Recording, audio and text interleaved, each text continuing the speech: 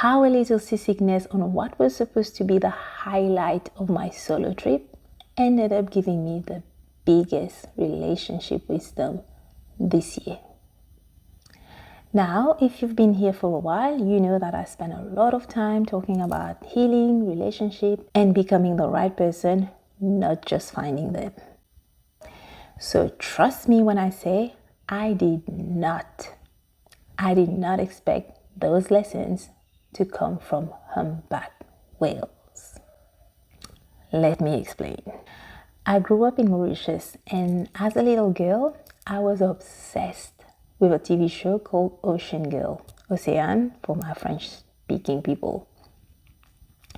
It was about a young girl and her friendship and special bond with a humpback whale. I don't know why, but something about that relationship always stayed with me, and I was always attracted to that. And ever since then, every time somebody would ask me what animal I relate the most to, it would always be the whale. So imagine my excitement when I learned that Ocean Girl was filmed in far north Queensland, which is in Australia, and which is where I live now. Funny how life goes full circle sometimes. So some weeks ago, I went for my solo trip in Ballina and Byron Bay. When I saw the whale watching cruise experience popped up on my research of things to do, I did not hesitate. And when we got in the middle of the open ocean, that seasickness I mentioned earlier kicked in. Not terrible, just enough that I had to put my phone down and stop filming and take my eyes off the whales for a second. So I just sat there, eyes closed, breathing through it. And the only thing left to do was to listen to the marine biologist on board.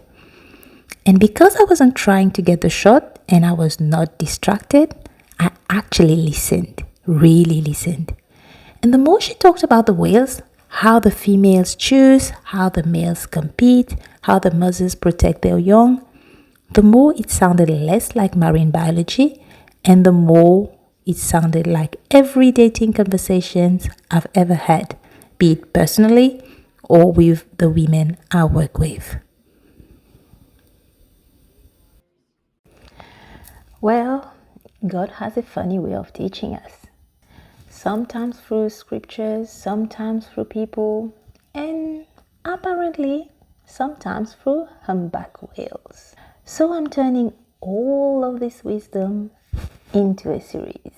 Because if I've learned that much on an afternoon on a boat, I have a feeling that these whales have a lot more to teach us about dating, about choosing, about becoming, and about waiting. And maybe about the kind of love that's actually worth finding.